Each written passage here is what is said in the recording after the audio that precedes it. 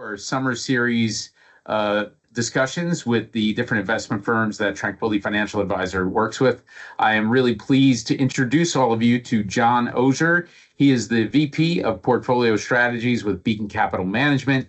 He joins us for a conversation, as we've done in the with the previous two conversations. We will keep this to around 20 minutes with John. And to properly introduce him, he is a CFA, Chartered Financial Analyst, which you've heard me say before is the highest designation someone can obtain in the finance world. He has spent 20 years in insurance company portfolio management, specifically bonds, 25 years in total in the finance industry. So we're really glad to introduce John to all of you. He'll be with us again in the future because, of course, Beacon Capital Management, as it stands now, is an important partner with Tranquilli Financial Advisor, working with clients. John, thanks so much for joining us. It's really good to have you here. If you don't mind, tell everyone just a little bit about yourself, since this is the first conversation. Maybe personal details if you want to share, but of course, business details if you don't mind. Yeah, absolutely. As you mentioned, Lou, I've been in the industry for a little under 25 years. Spent most of my career in insurance company asset management, primarily on the fixed income side. But yeah, with insurance companies, you generally do see a little bit of allocation to equity and private equity. So even though it's been primarily fixed, been exposed to really all different parts of the market. So it's been an interesting 20 years. I think we've seen a couple of really crazy market cycles, which I think has really helped me in what probably is a relatively short amount of time, get a lot of really good experience again across multiple different market cycles. Based in Des Moines, Iowa. Again, two teenage daughters, so I'm busy with activities and doing all that kind of stuff too. But so it's been a fun ride and excited to be a part of the Beacon family and excited to help Tranquilli Financial Advisors. Thank you. Yeah, I appreciate that. So, John, I guess, to summarize that first piece of seeing a lot of interesting markets over the last few years, trial by fire is really what you're getting at. We learn so much when things go sideways or, crazy, we'll say, from a market perspective. And jokingly, I will say what needs to be said. You never want to be the guy replacing the guy, as the old saying goes. But you are the guy replacing the guy. For everyone that has watched Chris Cook in the past as part of Beacon Capital Management, you know that I was friendly with Chris, known him for 14 years, 15 years now, but he has moved on. John is taking up the big chair, and we're perfectly confident in his ability to do so. Let's talk fixed income / bonds. That's what we're referring to as part of the conversation. I want to make sure that everyone understands this is going to be different than the previous two, because you are more familiar with the fixed income, the bond market, and I think it's critically important as part of understanding markets in general, and even following along, if you will, insurance companies' purchase of bonds. I'd like, if you would, to just tell us why it's important to understand why insurance companies buy bonds, and how that we're not talking about insurance companies today. We're just talking about they're a bit, they're not a bit of a leader. They are leaders in buying fixed income bonds for insurance company portfolios. How would someone working with Tranquilli Financial Advisor apply that to their portfolio, or why is it important to their portfolio? I guess is a better question. Yeah. So if you think about the goal of an insurance company, it really is making sure that the cash and the capital is available for those policyholders when those policyholders need it. So if for a property casualty company, you get in a car accident, you need cash available to pay the claim. If you're in an annuity company, and those annuity payments come due, you need the cash available to meet the claim. That's not dissimilar than say somebody who's in the retirement or the distribution phase of their retirement cycle, where you you have, a house payment, or you have a grocery payment, or something you need to have the cash available to meet those needs. So fixed income, it's why it's so important for insurance company portfolios, and it makes up 70, 80, 90% of most insurance company portfolios are bonds or fixed income, and generally they're very high quality bonds. So you don't just have that principal payment coming from the bonds that you own. You have a really high degree of certainty that principal payment is going to come in again, so you can meet those policyholder claims, whatever they may be. And again, I think that has a really nice parallel to those in retirement. So again, it's not even just the principal payment; it's the income payment that comes off it too. So if you have a portfolio of bonds that is earning 4.5%, 5%, that's effectively an annuity for a retiree that's being able to clip that 4% coupon every year, and it's liquid cash flow that they can use for whatever they need. Okay. And the insurance companies, and you give me the chance to say that I spent the first 13 years of my career in the insurance business. Now, on completely the opposite side of you, I took the initiative to have an understanding of credit and credit matching, if you will. So for those listening, this is important, whether you're in retirement or just from the standpoint of investments.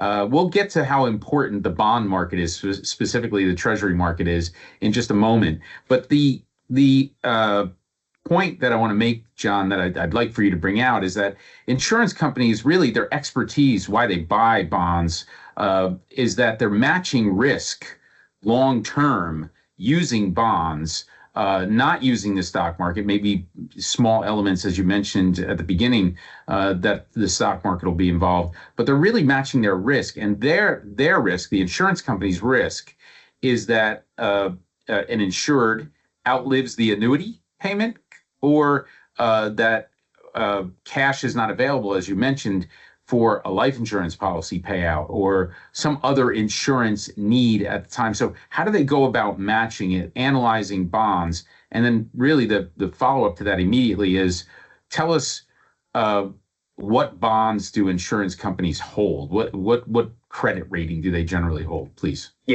Yeah. So there's a concept in insurance called asset liability matching. And so essentially you buy assets that match off your liabilities. So you can look at your whole liability profile. In this case, liabilities would be annuity payments, or potential life insurance payments. And there's all kinds of math that goes into it that you talked about CFAs being the pinnacle of the investment space. There are people that are significantly more smarter than me, called actuaries, that do all of this math behind the scenes and come up with what the duration profile is of that liability. Then they send it over to the investment managers to figure out what assets we can buy to match that off, so that you do have the timing of when the liability payment comes due, matching off when the asset is coming due or the asset is maturing. So those cash flows match off. And then on to your second question, I think these go hand in hand. You need to make sure that asset payoff is going to be there at the time. So you buy very, very high quality credit. You buy single A and above, generally, depending on the types of liabilities you're matching off of. Longer dated liabilities, you can take a little bit more risk. So you might dip down into triple B, or even at the extreme, you might go into a very small sleeve of non-investment grade or below investment grade debt, just to kind of help juice the return over that long period of time. But for the most part, you're looking at average ratings in these portfolios at single A or maybe even single A plus. So very, very high quality portfolios, generally concentrated in corporate credit. But there's other parts of the fixed income market that you can certainly play in. Things like structured credit, mortgage-backed securities, asset-backed securities. There's even a concept now of private credit within insurance companies. That's you'll hear some of that in the news now. There's some debate whether it's appropriate for all insurance companies. It's appropriate for parts of insurance companies, but it can take on a little bit more, give you a little bit more risk in the portfolio, but also provide a little bit more return. But again, still coming back to the risk managed and asset liability managed overall profile of those portfolios. Okay, and this is, I'm going to repeat myself, so important. And not, I'll blame myself. I haven't spent enough time during these videos talking with someone like you, and we're going to call you an expert now, an expert in the bond area, because you've been at it for 25 years, which makes you the expert in this conversation. Now, I'll take you way back when I was working with an insurance company. The company was Provident Mutual. They were sold to Nationwide. Speaking of underwriters, a gentleman named Pat. We had the benefit of having lunch with Pat, the underwriter, and I like to prepare, so I prepared questions for Pat. I'll never forget the other group of insurance agents that are worried about getting policies underwritten and everything else.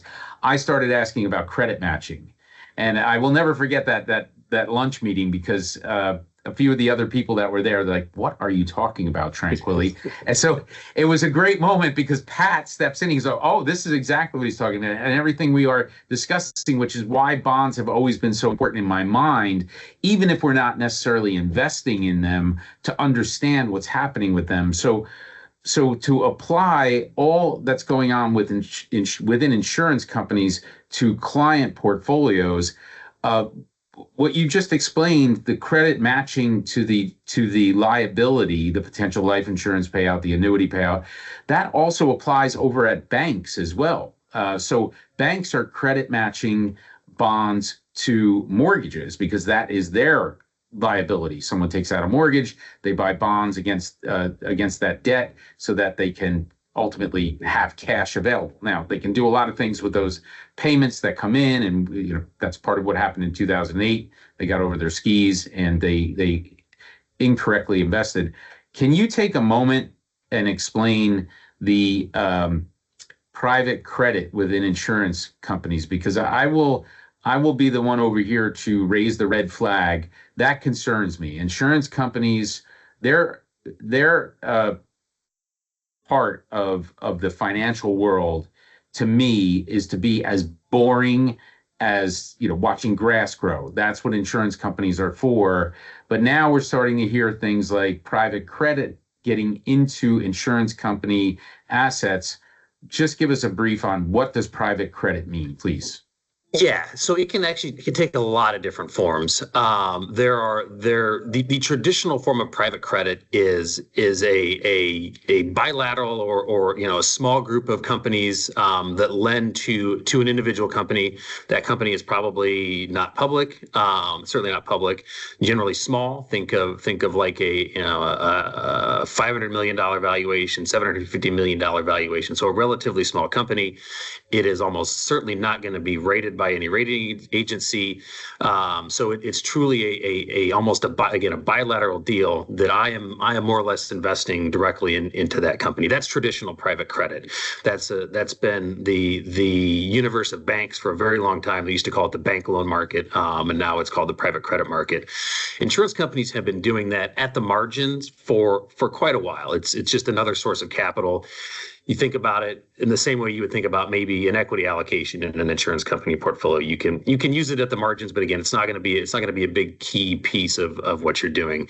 What you've seen in the last, and I'm glad you brought up banks because it really does have a lot to do with what's gone on with banks over the last 15 years and really been accelerated in the last 3 years, is you've seen banks step away from what would be a traditional investment grade private credit lending. So think pools of credit card loans, think large commercial mortgage projects, things like that, that are very high quality, that just don't have a lot of liquidity. And so that's where insurance companies can step in, do the credit legwork on these bigger deals, are willing to take the liquidity risk because they match it off with the duration profile of liability.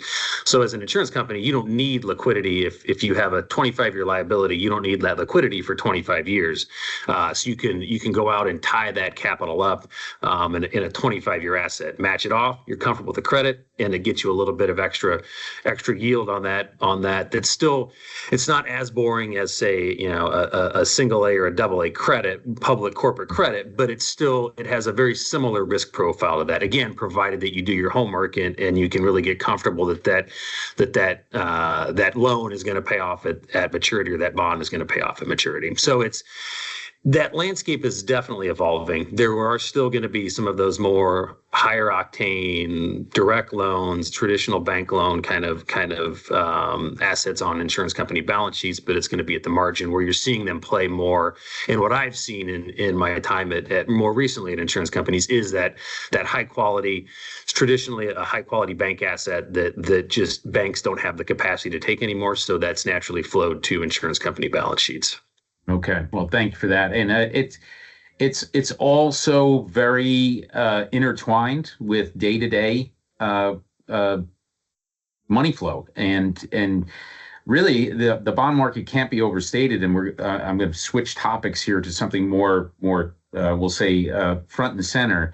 The Federal Reserve. Uh, I'll start, okay, so that it takes the we'll say the pressure off you to comment on it. The potential attack of the Federal Reserve, which has over the course of the last week or so, let's say, taken a step back, to me is one of the most significant financial I don't know, shocks of the last 50 years. And that's I don't think that's overstating it. The Federal Reserve is intended to be its own entity. Whether you're watching this and right now I'm maybe firing you up in a negative way or I'm firing it up in a positive way, the point is simply that it has been proven time and again that if politicians have control of finances are always run at a very short term, in a very short term manner to benefit the political landscape at that moment. Leads to stagflation, inflation, devaluing of money. It's happened. You can look up Argentina. You can look up Mexico. You can look up Brazil. So, am I far off on that, John? Or what are your thoughts about the potential changing of the Federal Reserve and their independence? Yeah, you hit the nail on the head. An independent Fed has been the hallmark of the U.S. financial system and has been, I'd say, one of the major sources of stability of the U.S. financial system, and has been, kind of the shining light on the hill, so to speak, that has helped the U.S. economy continue to be the global bellwether, for the last 50 years. It starts with an independent Fed. So having the Fed become more of a political body, it's probably not something that has a significant near-term impact, but it leads to just that erosion of global stability, or the view of the U.S. being the stable global presence that it's been for most of at least our the last 80 years, World War II, right, kind of thing. So exactly, yep. All right. So a question, a follow up on that, and I apologize for hitting you with these, but this is a hard hitting conversation for clients. Okay, the what would be the benefit of it? Would there be a benefit to the Fed, let's say, losing its independence from the political world? It probably depends on your perspective. So if you're in agreement with whatever political forces are influencing the Fed at that given time, if you're behind whatever policies they're trying to push the Fed to support, then I think you probably think it's a good thing. On the flip side, if you're on the other side of that aisle, you probably think it's a bad thing. But one of the other hallmarks of the U.S. System is that administrations can change. So what you may be in support of now, you might be against in the future, and vice versa. So I think what you just heard me say is that just is going to introduce volatility. So a short-term benefit will likely lead to a long-term negative. It's kind of the short way to say that. Yeah. Oh, it's and fine, and we stay out of politics on this. Really, we do, because we're worried about how these things influence clients' portfolios. So, two things to wrap up then. Bond outlook for the next 3 to 5 years. Let's go with the government bond outlook over the next 3 to 5 years from your vantage point at Beacon Capital Management. What are we looking at from a return? Let's call it an interest rate standpoint, as far as you can project out government bonds over that 3 to 5 year time length. Yeah, I think you take it in a couple of different chunks. I think the next year you're likely to see the Fed, for whatever reaction function, they're probably going to cut rates at some point. They're probably just going to have to. And for a number of reasons, whether it's tariff causing a slowdown, whether it's just growth generally slowing down because the cycle is turning. So I think you're gonna certainly see short rates come down here in the near term, but I don't think they're going to come down that much. I don't think we have that much. The Fed's not going to have to do that much work to help put some stability into the economy if it starts to slow down. But I think where you could see some more volatility over the next 3 to 5 years is in the longer end of the curve. So thinking 7, 10, certainly out in the 30-year part of the interest rate curve. I think a lot of that has to do with the deficit. I think the deficit is something that the market hasn't really paid attention to until it decides it needs to pay attention to it. And I think you're starting to see that. So you're seeing, a much steeper long end of the yield curve. 30 years are now above 5%.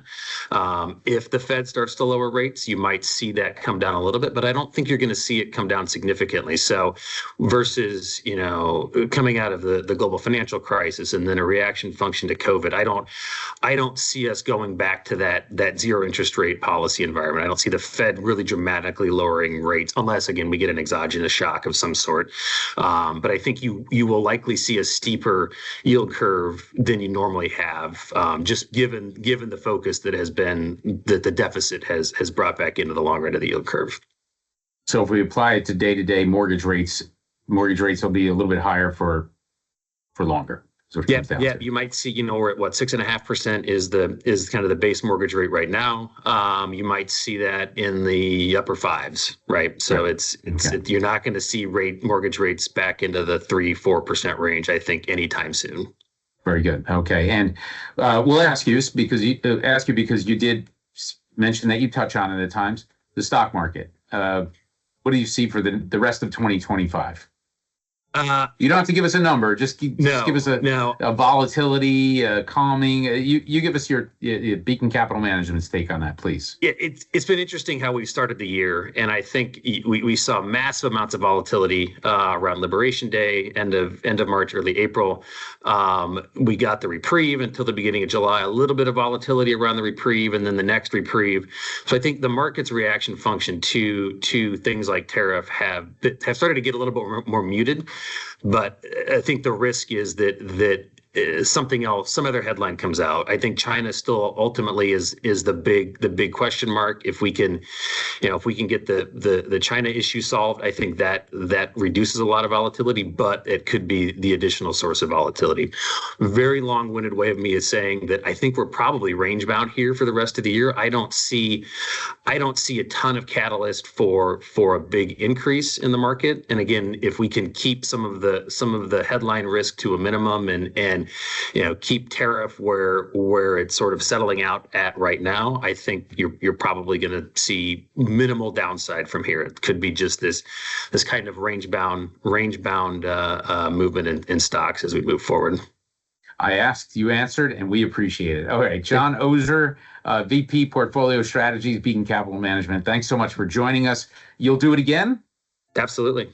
All right, good. Because we'd love to have you back and talk more about it. So thank you so much again for joining us. And for everyone that is checking in, we have one more to go in our summer series for 2025. Thanks so much for the comments. Please let me know what you think of my conversation with John, because I'm going to tell him everything good, bad, or otherwise. All right, that's a trial by fire, as we said from the beginning. John, thanks again. Yeah, thanks, Lou.